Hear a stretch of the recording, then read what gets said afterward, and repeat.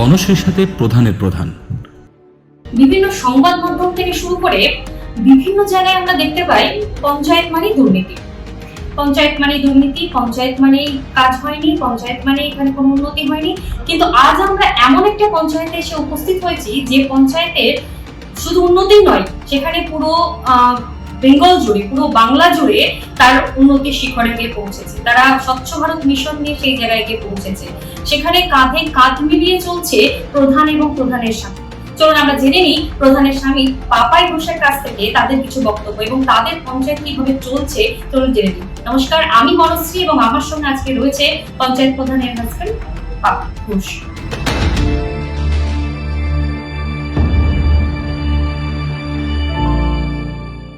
আমরা আজকে পেয়ে গেছি মনীন্দ্রনগর পঞ্চায়েতের প্রধান পাপাই ঘোষ মহাশয়কে। আমি আপনাকে জিজ্ঞেস করব যে এখন হচ্ছে পঞ্চায়েতের পুরোটাই মহিলাদের ক্ষমতায়ন, ঠিক আছে, এবং তার আদতে মহিলারা যে ক্ষমতার যে অধিকারী হয়েছে বলে আপনি মনে করছেন, নাকি শুধুমাত্র কাগজে কলমে মহিলারা আছে, বাকিটা হয়তো তাদের হাজবেন্ডরাই সামলাচ্ছে বলে আপনি মনে করছেন? কি ভাবছেন? না, এটা কোনোদিনই না।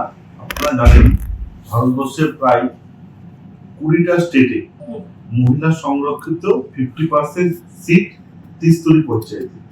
সেখানে আমাদের ওয়েস্ট বেঙ্গলে আমাদের মাননীয় মুখ্যমন্ত্রী মমতা বন্দ্যোপাধ্যায় নিজে একজন মহিলা মুখ্যমন্ত্রী হওয়ার সুবাদে যেভাবে মহিলাদেরকে বিভিন্ন সেলফ হেল্প গ্রুপ, লক্ষ্মীর ভান্ডার, রূপশ্রী, যুবশ্রী, কন্যাশ্রী আর্থিকভাবে যেমন তাদেরকে স্বাবলম্বী করেছে, অপরদিকে এই 50% সিটে মহিলাদেরকে যে প্রধানের চেয়ারে বসেছে, বিভিন্ন অ্যাডমিনিস্ট্রেটর চেয়ারে বসেছে, তাতে নারী শক্তিকে সমাজের চোখে আরো উন্নত জায়গায় আনার চেষ্টা করেছে। এই আপনার মনীন্দ্রনগর যে পঞ্চায়েতটা, সেটা একদম বহরমপুর লাগোয়া, মানে বহরমপুর কিন্তু আপনার একদম পৌরসভা, ঠিক আছে। কতটা কঠিন হয় আপনার এখানে কাজ করাটা, নাকি বাকি পঞ্চায়েত যেগুলো রয়েছে সেগুলোর মতোই মানুষের চাহিদা রয়েছে? না, এটা একটা মনীন্দ্রনগর গ্রাম পঞ্চায়েত আমাদের ভারতবর্ষের মধ্যে দ্বিতীয় বৃহত্তম একটা গ্রাম পঞ্চায়েত। প্রায় 39,000 প্লাস ভোটার এখানে বসবাস করে। অ্যাকচুয়ালি যদি পপুলেশন দেখতে যায় প্রায় 7,000 মানুষ এখানে বসবাস করে। এবং এই মনীন্দ্রনগর বহরমপুর শহর লাগোয়া হওয়াতে এখানকার মানুষ সবসময় তাদের বিভিন্ন পরিষেবা পৌরসভার মতন পেতে চায়। এটাতে সমস্যার কিছু নেই, কারণ রাজ্য সরকার যেভাবে পঞ্চায়েতগুলো এবং জেলা পরিষদ পঞ্চায়েত সমিতিকে যেভাবে ডেভেলপ করার লক্ষ্যে এগিয়ে গেছে, তাতে আমরা বিভিন্ন প্রকল্পের মাধ্যমে মানুষের কাছে পৌঁছানোর চেষ্টা করি। সেটা রাস্তাঘাট হোক, পানীয় জল হোক, বিভিন্ন পরিষেবা। আমরা যেমন পঞ্চায়েতের তরফ থেকে একটা কমিউনিটি হল করেছি। যেমন মনীন্দ্রনগরবাসী বিভিন্ন সময় আমাকে আবদার করতো যে বিভিন্ন এলাকায় যখন নরনারায়ণ সেবা হয় কিংবা অনুষ্ঠান, যে কোনো সামাজিক অনুষ্ঠান হয়, তখনই আবর্জনা ফেলার জন্য আবর্জনার গাড়ি, দুটো ট্রাক্টর, পানীয় জলের গাড়ি, এগুলো আমরা ব্যবস্থা করতে এখনো অব্দি পেরেছি। সামনের দিনে আরো আমাদের অনেক প্ল্যান আছে। চাহিদাটা বেশি যে শহর লাগোয়া। হ্যাঁ, অবশ্যই অবশ্যই অবশ্যই। এটা আরবান সমগ্র রুরাল পঞ্চায়েত হলেও মানুষ কিন্তু এখানে পরিষেবাটা পৌরসভার মতন পেতে চায়। এবং মনীন্দ্রনগরের একটা বিশেষ বৈশিষ্ট্য যে মনীন্দ্রনগর অঞ্চলে বহু এক্সিকিউটিভ এবং এনএস মানে পদাধিকার লোক এখানে কিন্তু বসবাস করে। তাতে তারা অনুভব করে যে রাস্তার ওই পাটটা আমাদের মনীন্দ্রনগর পঞ্চায়েতের কিছু রাস্তার ওই পাটটা পৌরসভা, এই পাটটা পঞ্চায়েত, যেখানে conservancy service Baharampur municipality 3 time দিয়ে থাকছে, কিন্তু সেটা আমাদের পঞ্চায়েতের পক্ষে দেওয়া সম্ভব হচ্ছে না। আরেকটা জিনিস আমি জিজ্ঞেস করবো, সাধারণ মানুষ মনে করে পঞ্চায়েত মানে দুর্নীতি। এটা কিন্তু খুব মানে একটা খুব হয়ে গেছে যে পঞ্চায়েত মানে মানুষের মনে গেঁথে গেছে জিনিসটা। তো আপনার কতটা মনে হয় যে আপনি কতটা দুর্নীতি রুখতে পেরেছেন? অবশ্যই আমরা 100% দুর্নীতি রুখতে সক্ষম হয়েছি।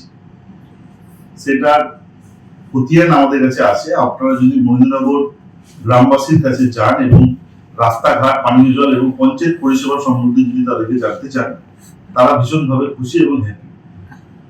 আচ্ছা, আরেকটা আমি কোশ্চেন করবো, একটু পার্সোনাল। তো সেটা হচ্ছে যে আগের স্ত্রী আর প্রধান স্ত্রী তফাৎ কথাটা মানে কতটা খুঁজে পাচ্ছেন আপনি এর মধ্যে?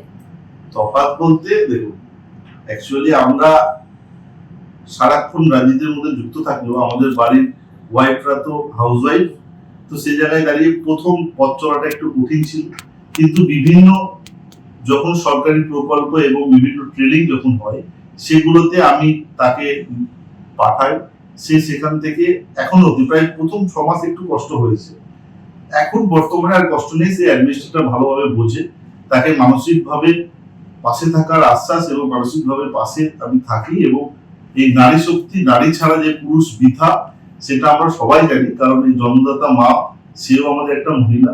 এবং আজ আমার স্ত্রী প্রধান হয়েছে বলে সে আমার স্ত্রী আছে, কিন্তু তাকে আমি মেন্টালিটি ভাবে সমস্ত রকম ভাবে তাকে সাহায্য করি। আমরা ঘরে ঢোকার সময় তো দেখলাম আপনি দুটো চেয়ার রেখেছেন, ওটা কি ম্যাডামের চেয়ার? ম্যাডাম এটা সবসময় একটা চেয়ারের একটা দাম আছে। প্রধান আমি খুব কম আসি, রেগুলারই ও পঞ্চায়েত আসে। আজকে বৃষ্টি বর্ষার দিন বলে আজকে আসে, প্রত্যেক দিনই সে পঞ্চায়েতে আসে এবং প্রত্যেকটা ঘরেই তার আলাদা চেয়ার, সেই চেয়ারের সম্মান যেমন আছে এবং সেটা সব মেম্বাররা দেয়, সেটা আমিও দিই। গত 5 বছরে আপনি আপনার স্ত্রীর পাশে দাঁড়িয়ে কি কি উন্নয়ন করতে পেরেছেন? গত 5 বছর না, আমরা বোর্ডে আসা 2 বছর হলো। আচ্ছা, 2 বছরের মধ্যে আমি এই এলাকার বিভিন্ন রাস্তাঘাট 30টা সংসদে যেমন সমপরিমাণ কাজ করেছি, সেই সঙ্গে সঙ্গে যেমন এই এলাকার ইয়াং জেনারেশনে একটা আবেগ ছিল যে দাদা আমরা বহরমপুর গেলে আই লাভ বহরমপুর দেখতে পাই, কিন্তু মহেন্দ্রনগরে আসলে আমরা এরকম একটা কিছু কনসেপ্ট করা যদি যেত, তো আমরা দেখবেন 4 নম্বর মিলনী মাঠ সর্বত্র একটা আই লাভ মহেন্দ্রনগর করেছি। আমাদের এই পঞ্চায়েত অফিসকে আমরা অনেকভাবে ডেভেলপ করেছি, ইনফ্রাস্ট্রাকচার ডেভেলপ করেছি। সেই সঙ্গে সঙ্গে এই এলাকার দুস্থ মানুষদের কথা মাথায় রেখে, যারা বাড়ির মেয়ের বিয়ে হলে কিংবা পরিবারে কারো কোনো সাংস্কৃতিক অনুষ্ঠান কাজ থাকলে, এখন প্যান্ডেল অনেক ব্যয়বহুল হয়েছে, যার জন্য আমরা পঞ্চায়েতের তরফ থেকে এই গার্লস স্কুলের মাঠে একটা কমিউনিটি হল করেছি, সেটা স্বল্প মূল্যে তাদের জন্য সার্ভিসটা দিতে পারে।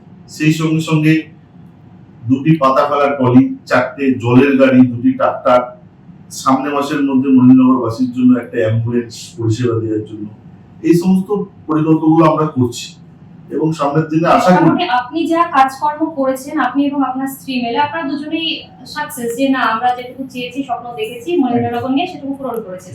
তবে ব্যর্থতা বা না করতে পারেনি কোনো আক্ষেপ কি কিছু রয়েছে? না, দেখুন আমাদের পঞ্চায়েতে কিন্তু টোটাল যদি পঞ্চায়েত সমিতি এবং পঞ্চায়েত যাদের বুথ লেভেলে যাদের আমাদের মেম্বার আছে সেটা যদি ধরা যায়, তাহলে কিন্তু আমরা সকলে মিলে, মানে আমাদের এখানে 10টা তৃণমূল আছে, 10 জন তৃণমূল আছে, 10 জন কংগ্রেস আছে, 10 জন বিজেপি আছে, তো আমরা সকলকেই বলেছি এবং আমার প্রধান যিনি আছেন বিশেষ প্রধান, তিনি বলেছেন যে আমরা এই 5টি বছর একটা পরিবার হিসেবে কাজ করব। এখানে আমাদের একদম 200% তাদের পূর্ণ সমর্থন, আমরা ভোটের পূর্ণ সমর্থন প্রত্যেকটা মিটিং এ পেয়ে থাকি এবং তাদের সাথে আমাদের একটা নিবিড় সম্পর্ক গড়ে উঠেছে। আমরা বলেছি ইলেকশন যখন আসবে তখন আমরা রাজনীতি করব, কিন্তু এখন আমাদের এই পঞ্চায়েত পরিকাঠামোটাকে সাধারণ মানুষের পরিষেবার স্বার্থে সকলের সমর্থন দরকার এবং তারা আমাদেরকে পূর্ণ সমর্থন করে। আপনার স্ত্রী প্রধান, সাংগঠনিক যে কাজগুলো হয় তাতে কি ওনারা কি সুবিধা পান? সাংগঠনিক কাজ দেখেন, প্রধান মানে একটা অ্যাডমিনিস্ট্রেটর, যেহেতু প্রধান সকলে, কোনো রাজনৈতিক দলের পার্টিকুলার না, তাই সে তার মতন অ্যাডমিনিস্ট্রেটর পদটা সামলায়। আর রাজনীতির দিক থেকে আমাদের যারা রাজনৈতিক নেতৃত্ব আছে, সিনিয়র নেতৃত্ব, তারা পূর্ণভাবে প্রধানকে সহযোগিতা করে এবং আমিও বহরমপুর শহরের একটা দায়িত্বে আছি, তো সেখানে দাঁড়িয়ে রাজনীতির দিক থেকে আমাদের কোনো সমস্যা হয় না, পূর্ণ সমর্থন পায় সকলে। আপনাদের যে মহেন্দ্রনগর পঞ্চায়েত আপনি বললেন এত কাজ করেছে, আপনাদের পঞ্চায়েতের সাফল্য কি? দেখুন, সাফল্যের খতিয়ান দেখতে গেলে গত 21শে মে আমরা যে স্বচ্ছ ভারত মিশন, তাতে মুর্শিদাবাদ জেলা সেরা পঞ্চায়েত হিসাবে ঘোষিত হয়েছে এবং মাননীয় পঞ্চায়েত মন্ত্রী বেচারাম মান্না এবং আরো অনেক মিনিস্টারের উপস্থিতিতে এবং আমাদের সর্বোপরি ডিএম সাহেব, জেলা পরিষদ সভাধিপতির উপস্থিতিতে তারা আমাদের মহেন্দ্রনগর পঞ্চায়েত প্রধানকে এই জেলার স্বচ্ছ ভারত মিশনের সেরা পঞ্চায়েত ঘোষিত করেছে। এবং আমি আরেকটা কথা আপনাকে জিজ্ঞেস করবো যে আপনি পঞ্চায়েত প্রধানের হাজবেন্ড, ঠিক আছে, আপনি বাকি যেগুলো পঞ্চায়েত রয়েছে এবং যারা আপনার মতন কাঁধে কাঁধ মিলে কাজ করছে না, শুধুমাত্র তারা গিয়ে নিজেদের জায়গাগুলো সামলাচ্ছে, তাদের উদ্দেশ্যে আপনি কি বলতে চান?